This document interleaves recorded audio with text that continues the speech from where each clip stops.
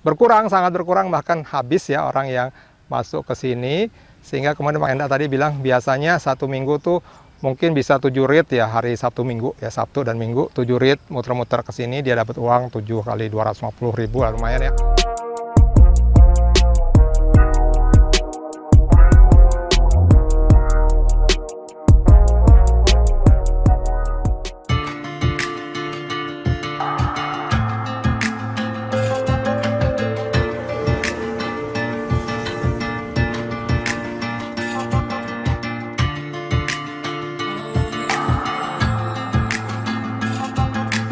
Assalamualaikum warahmatullahi wabarakatuh.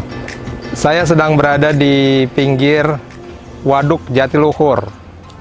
Letaknya di Kecamatan Jatiluhur, Kabupaten Purwakarta, Jawa Barat. Sebenarnya waduk ini namanya adalah Waduk Insinyur Haji Juanda.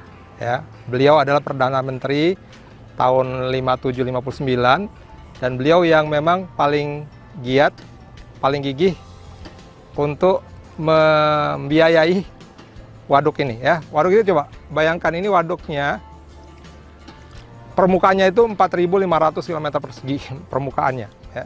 Dia bukan waduk alami sih, dia bukan bendungan alami. Dia membendung Sungai Citarum ya, supaya dan menenggelamkan 14 desa dan 5.000 orang terpaksa ngungsi ya.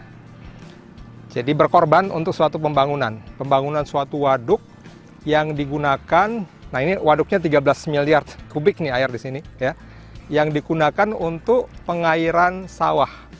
Berapa coba sawahnya? Sawahnya ada 242.000 hektar ya. Itu satu untuk pengairan sawah.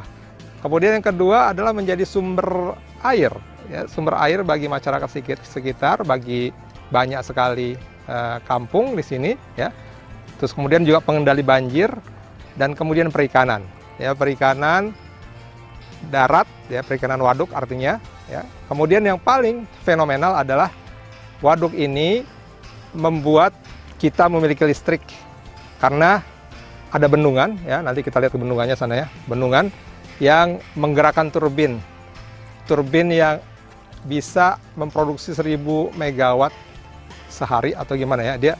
Dia sangat besar sekali tenaga yang dihasilkan, listrik yang dihasilkan dari turbin tersebut untuk listrik bahkan ke Jakarta juga ya. Nanti kita lihat di posisi yang lain, kira-kira seperti itu. Jadi sebuah pembangunan memang memerlukan pengorbanan. 5.000 orang yang dikorbankan dalam tanda kutip dipindahkan ke Karawang ya, ke tempat-tempat lain, tapi alhamdulillah waduk ini bisa bermanfaat bagi masyarakat yang jauh lebih banyak. Berikutnya kemudian dampak dari pandemi COVID-19 terhadap bendungan Waduk Jatiluhur ini ya. Nah, tadi saya sempat berbincang-bincang dengan tukang perahu ya, sempat juga naik perahu ya, muter-muter ke sana, dan saya mau wawancari beliau, namanya Mang Enda ya. Memang ternyata ada dampak dari segi ekonomi atau dari segi pariwisata ya. Jadi berkurang, sangat berkurang, bahkan habis ya orang yang masuk ke sini. Sehingga kemudian Bang Enda tadi bilang biasanya satu minggu tuh mungkin bisa 7 rit ya, hari Sabtu Minggu ya, Sabtu dan Minggu 7 rit muter-muter ke sini dia dapat uang 7 kali 250.000 lah, lumayan ya. Kemudian pada saat COVID ya nggak ada, cuman satu kali paling gitu ya. Jadi memang dampak secara ekonomi kalau kita lihat tadi juga taman-tamannya jadi rusak ya, banyak sampah, tidak diurusi lagi karena memang udah nggak ada dananya ya. COVID-19 sangat mempengaruhi warga di bendungan atau Waduk Jatiluhur ini dalam segi pendapatan di pariwisatanya ya. Akan tapi kemudian PLTA tuh di sana ya, pembangkit listrik tenaga air itu masih berfungsi tentu saja ya, melistriki Jawa Barat dan Jakarta ya. Kemudian juga air tentu saja, pengairan masih bisa ya, dan kemudian perikanan ya. Jadi memang dampak COVID alhamdulillah cuma satu segi, yaitu segi pariwisata. Tapi ya mungkin perlu dipikirkan juga bagaimana cara menanganinya, karena saya lihat di sini sebenarnya walaupun nggak dipakai harusnya bersih ya, harusnya tetap bersih ya, tapi saya lihat ini sampah-sampah berserakan di mana-mana ya, padahal sebenarnya ini udah mulai COVID-nya sudah mulai bisa terkendalikan, harusnya ekonomi pariwisata juga bisa maju, ya. Dan perawatan pemeliharaan daerah-daerah pariwisata seperti ini harus terus dijaga, ya, terus jaga supaya bisa terus dipakai oleh masyarakat, ya.